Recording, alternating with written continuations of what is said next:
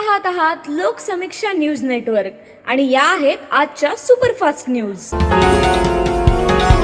या बातमीपत्राचे प्रायोजक आहेत नंदिनी कलेक्शन, फक्त महिलांचे परिपूर्ण दालन, माऊली निवास, कल्याण मंडपमच्या बाजूस, यशोधन नगर, परभणी। नमस्कार, मी प्रभू दिपके लोकसमीक्षा न्यूज नेटवर्क मध्ये आपलं स्वागत करतो। आपण पाहत आहात परभणीचं एकमेव बातमीपत्र Loksamiksha superfast. Red Apple exclusive MIDC परिसर परभणी। परभणी शहर महानगरपालिकेची निवडणूक प्रहार जनशक्ती पक्ष स्वबळावर पूर्ण ताकदीने लढवणार असल्याची माहिती प्रहार जनशक्तीचे जिल्हा प्रमुख शिवलिंग बोधने यांनी आज पत्रकार परिषदेत दिली आहे। सध्याच्या घडीला प्रहार जनशक्ती पक्षानं परभणी शहर महापालिकेच्या 10 जागांवर उमेदवार उभे करण्याची तयारी केलेली असून अनेक इच्छुक उमेदवारांशी चर्चा चालू असल्यानं निवडणुकीत उमेदवारांचा आकडा 25 पार करेल असा विश्वास देखील त्यांनी यावेळी व्यक्त केला आहे।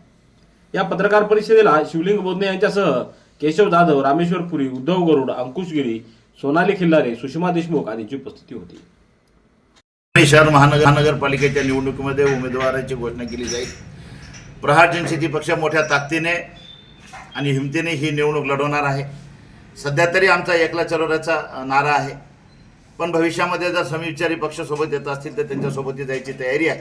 परंतु आज आणि आताच्या तारखेला आम्ही स्वतःच्या हिमतीवरच निवडणूक लढवायचं ठरवतोय। सध्या आमचे 10 उमेदवार फायनल आहेत, अनेक उमेदवार आमच्या संपर्कात आहेत, ही संख्या वाढू शकते। आपण पाहिलं असेल की आजपर्यंत जे काही परभणी शहरामध्ये आपल्याला राजकीय पक्ष दिसत आहेत, जे निवडणुकीच्या रिंगणात उतरत आहेत, हे सगळे आळीपाळीनं परभणी महानगरपालिकेवर सत्ता भोगलेले पक्ष आहेत। यांनी प्रत्येकाने परभणी शहर महानगरपालिका कशी लुटली जाईल आणि कशी संपवली जाईल यासाठीच प्रयत्न केला आहे। आज परिस्थिती अशी आहे की दुकानदार तोच आहे, दुकान तेच आहे, फक्त दुकानाची पाटी बदलली आहे। म्हणजे त्यांचा राजकीय पक्ष बदलला आहे पण व्यक्ती तेच आहे, त्यांची विचारसरणी तीच आहे। म्हणजे आजपर्यंत तुम्ही एका वेगळ्या दुकानाच्या नावाने लूटमार केली, उद्या दुसऱ्या दुकानाच्या नावाने लूटमार करणार, पण परभणी शहर महानगरपालिका लूटमार करण्यासाठीच हे सगळे पक्ष एकत्र आलेले आहेत। परभणी महापालिका निवडणुकीच्या पार्श्वभूमीवर महाराष्ट्र नवनिर्माण सेनेकडून निवडणूक लढवण्याच्या दृष्टीनं तयारी सुरू करण्यात आली आहे।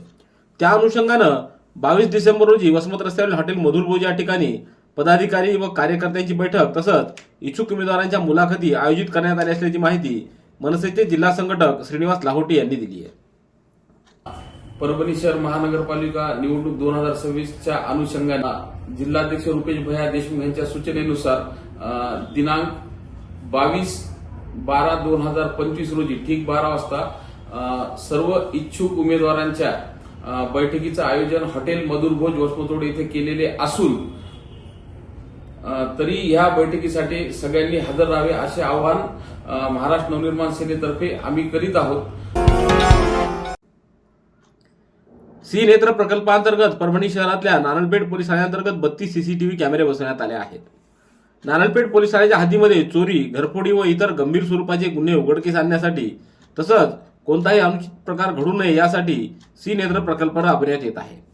पोलीस अधीक्षक रवींद्रसिंह परदेशी यांच्या संकल्पनेतून हा उपक्रम राबवण्यात येत असून नागरिकांच्या लोकसहभागातून हे कॅमेरे बसवण्यात आलेले आहेत। याबाबत पोलीस अधीक्षकांनी केलेल्या आवाहनाला प्रतिसाद देत प्रतिष्ठित व्यापारी व नागरिकांच्या सहकार्यानं एकूण 50 CCTV बसवण्याचा निर्णय घेण्यात आलेला आहे। त्यापैकी 32 CCTV कॅमेरे आता बसवण्यात आलेले आहेत। सततचे दवाखाने करून कंटाळलात? आता शेवटचा उपाय।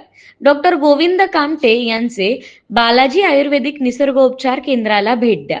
शुगर, मूळव्याध, ॲलर्जी, सोरायसिस, गजकर्ण, दमा, लठ्ठपणा, गुडघेदुखी, कंबरदुखी, वात, गाठीचे आजार, लकवा, केस गळणे, मुतखडा, सफेद डाग यांसारख्या जुनाट आजारांवर खात्रीशीर उपचार केले जातात।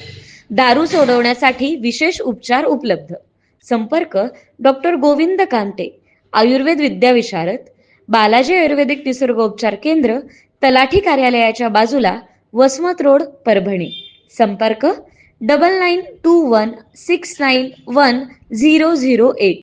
परभणीतल्या प्रभाग क्रमांक 8 मध्ये इरफान भैया रुबी यांनी विविध विकास कामं केलेली आहेत। त्याचबरोबर या प्रभागातील स्वच्छतेकडे त्यांचं स्वतः लक्ष असून ते नियमितपणे प्रभागाची स्वच्छता कशी होईल यासाठी ते तत्पर असतात।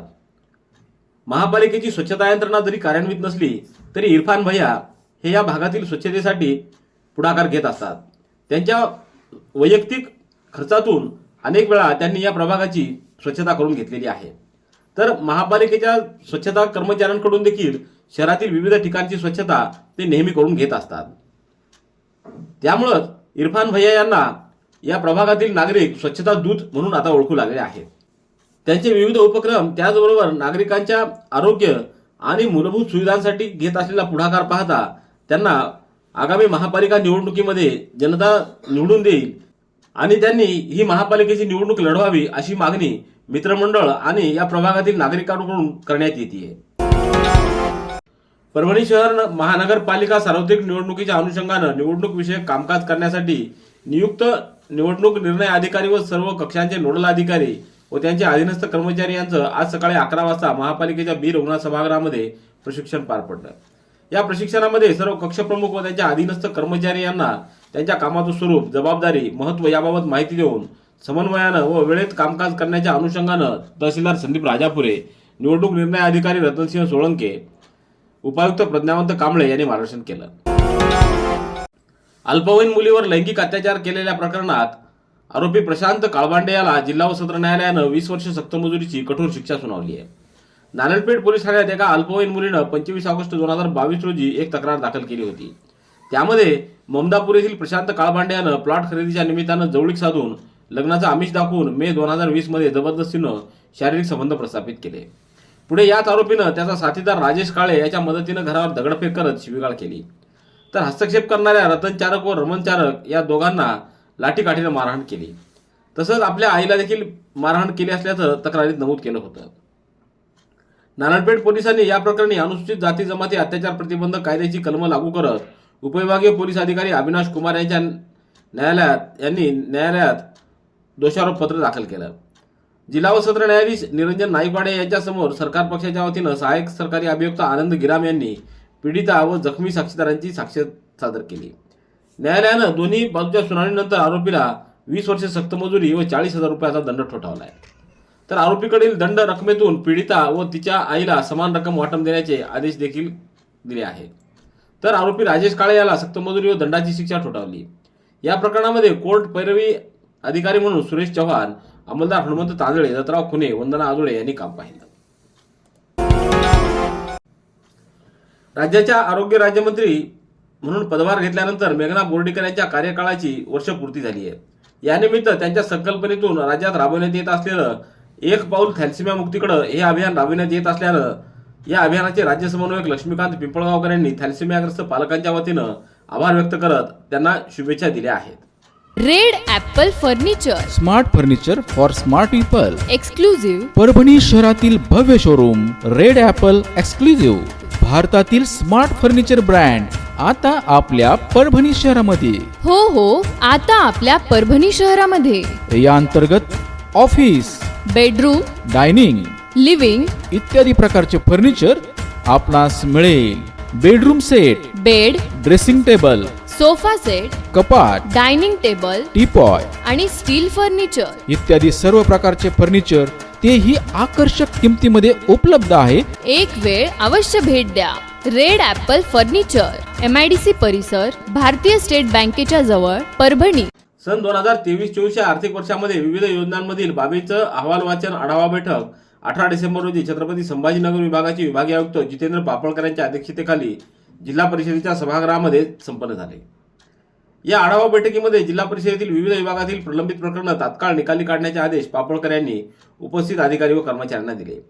यावेळी आढावा बैठकीसाठी अप्पर आयुक्त दादासाहेब वानखेडे, उपायुक्त राजेंद्र आहिरे, मुख्य कार्यकारी अधिकारी नतिशा माथुर, अतिरिक्त आयुक्त रश्मी खांडेकर, जिल्हा ग्रामीण विकास यंत्रणा प्रकल्प संचालक स्मिता पाटील, उपमुख्य कार्यकारी अधिकारी डॉक्टर संदीप घोलसीकर, अंकुश चव्हाण यांच्यासह सर्व खात्यांचे खातेप्रमुख, सर्व गटविकास अधिकारी, गट शिक्षणाधिकारी, तालुका आरोग्य अधिकारी आदींची उपस्थिती होती. आगामी महापालिका निवडणुकांच्या पार्श्वभूमीवर आज मुंबई इथं राष्ट्रवादी काँग्रेस पक्षाचे राष्ट्रीय अध्यक्ष अजित पवार, प्रदेशाध्यक्ष सुनील तटकरे यांच्या प्रमुख उपस्थितीत महत्त्वपूर्ण आढावा बैठक संपन्न झाली. या बैठकीला परभणी शहर राष्ट्रवादी काँग्रेसचे अध्यक्ष प्रताप देशमुख यांनी उपस्थित राहून मान्यवरांच्या समोर आगामी परभणी महानगरपालिका निवडणुकीबाबत आपलं मनोगत व्यक्त केलं. तसंच शहरातील सद्यस्थिती, संघटनात्मक बांधणी व निवडणुकीच्या दृष्टीनं करण्यात येणाऱ्या तयारीचा आढावा त्यांनी मांडला.